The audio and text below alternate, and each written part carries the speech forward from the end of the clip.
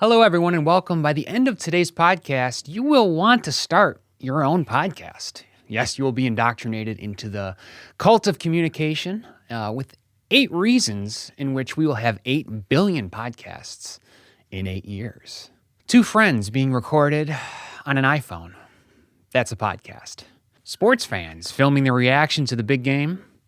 That's a podcast. A man drunkenly yelling off a balcony, if recorded by onlookers, of course. Podcast. It feels like many people now have their own podcast, but looking at the possible numbers in which this media could grow, it's just simply untrue. I forecast that we will soon all have a podcast hosted by or based on each of us, whether we want to or not. It would be best if you got in front of the narrative. Let me explain. My first reason is based on numbers. Currently, there are only 7.9 billion people on Earth. But yes, in 8 years, we will have hit the 8 billion mark. The current number of podcasts in existence is only 850,000. That might sound like a lot to some of you, but really, it's hard to conceptualize how large numbers actually are. Talking billions here, not just millions, not hundreds of thousands, but billions. With an 8 billion person world population, we're only 0.01% of the way to having a podcast for every man, woman, and child on Earth. We still need 99.99% of the world's population to get out there, grab a microphone, and start expressing their views on cryptocurrency, sex, God, and maybe political discourse or whatever will become in vogue over the next decade. Podcasts serve as the narrator in our newly digital lives. And sure, it may seem odd or intense to post your thoughts and feelings in a podcast now, but it probably also felt that way when you first heard about Facebook or some of these other sites that billions of people have accounts on. My second reason, luckily, is less numerically based, but it still has a couple percentage points, so bear with me. It's about the type of person that would start a podcast. Putting things simply, assuming maybe it's broken down into how introverted or extroverted you are.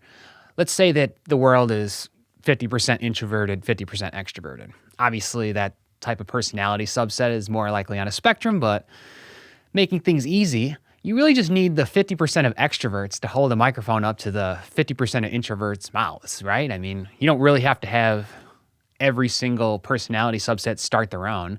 This is a lot like when some dating sites started and you had that friend maybe that was too timid to start their own Tinder account or maybe their own Facebook account.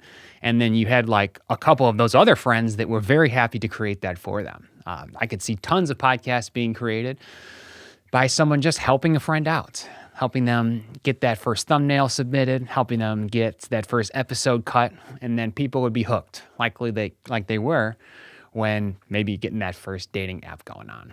Third reason, due to COVID or other virus-related lockdowns or maybe metaverse-related isolation, we might need podcasts just to simply stay in touch with one another. When you think about it, catching up with one another does not scale well. It's very difficult. How many times have you been at maybe a family party or New Year's Eve party when you answer the same base questions over and over and over again? Maybe answering what's been going on with you lately or what's your New Year's resolution, but staying sort of at the surface level and never really getting to a deeper level that more accurately reflects the depths of the humanity that you feel about yourself. It might feel cold to think about a more easily shareable way to catch up with one another, but to be honest, these sort of ways in which we communicate have always changed throughout time. You look at the classic Christmas greeting card where you get a photo of the family, maybe you get a one-page handwritten or typed letter, just what's going on with each member of the family.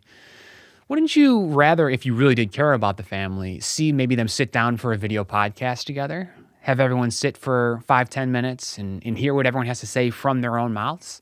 I feel like it would be sensible for things to change along with the technologies, probably like they always have. I mean, pre-Kodak, people weren't sending that photo. Maybe you got a charcoal drawing of the family, seeing how everyone's looking. Maybe you got hieroglyphics etched into stone, hearing how everyone is doing and what Sally was doing in her saxophone classes the last year.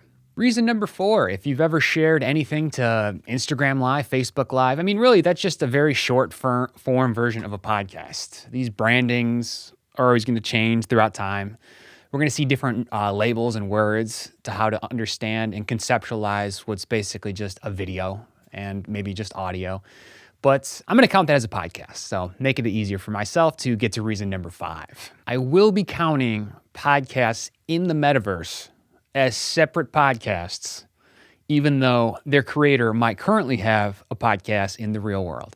Now, this is a little ridiculous, right? But think about it. You do act differently based on what avatar you choose online. Maybe in an online gaming community, you put on a certain skin or a certain armor, shroud that makes you feel and act a certain way. I see this being no different than the way we will express ourselves in podcast form through the metaverse. I would certainly have more vocal zest if my metaverse personality had Gene Simmons' tongue, Arnold Schwarzenegger's deltoids, or Fabio's luscious long hair.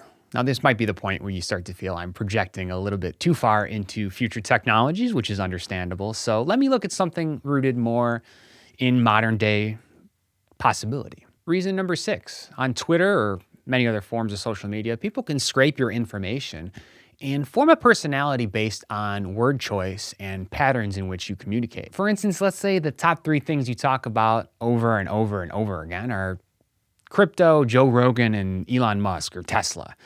I can definitely come up with the type of personality as someone that will keep talking and tweeting about these things. And maybe tech companies will be able to as well. In fact, I see it possible right now for a Bezos bot to scrape your Amazon shopping data and then weekly basically come out with a AI Siri voice assisted show in which they're talking about the hot things that one should be buying. How much would it bug you if there was no podcast about you, for you, representing you, but there was a bot-enabled podcast that basically took your humanity in the form of Amazon shopping data and then used it to push merch? Maybe the AI voice generator still seems a bit far off into the future, but how many shows are there currently with humans that are often paying lip service to other forms of media that are out there? Reason number 7 is a quick one. Pretty ridiculous one too. But in a world where authoritarianism is on the rise all around, democracy on the retreat, you have to think about the ways that these oppressive governments will be keeping their citizens in line. For instance, in North Korea, they interview each other to make sure that they're keeping in line with what the state wants, to make sure that people are basically keeping each other in check. I see no reason with the rise of video audio technology that they can't just make everyone have a podcast. And then you just have to tattletale on one another in podcast form. It seems to be much easier, of course, than interviewing someone face-to-face.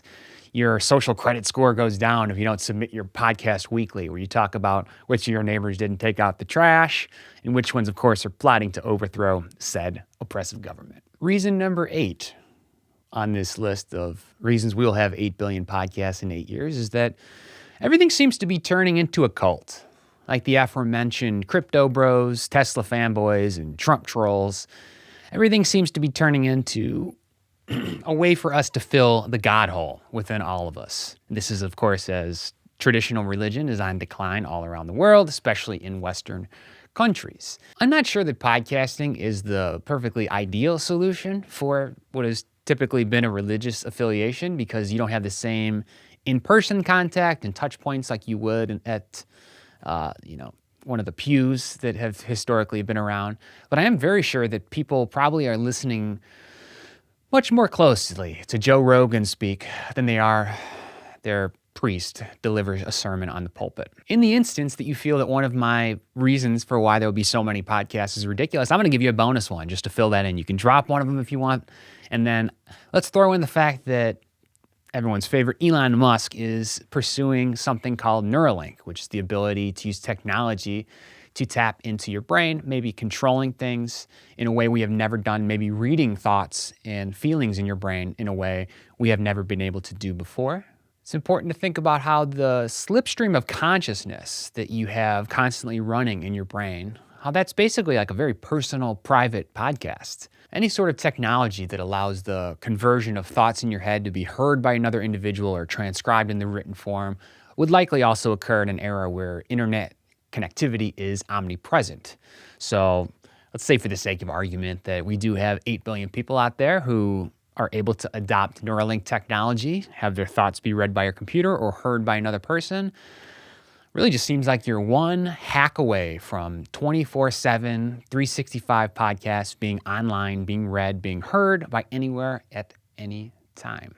I hope you've enjoyed today's podcast. It's obviously been a little bit different than the ones I usually do, but I am trying to continue my craft here and get better and come up with new things for you. So let me know what you think about the edits. Obviously, not quite the same. Podcasting, it's important to be authentic. It's important to not be so calculated. But is it? I don't know. I'm still trying to figure it out. I'm trying to figure a lot of things out, but I'm going to share those things with you as I go along. So thank you for joining me today, and I'll see you next time.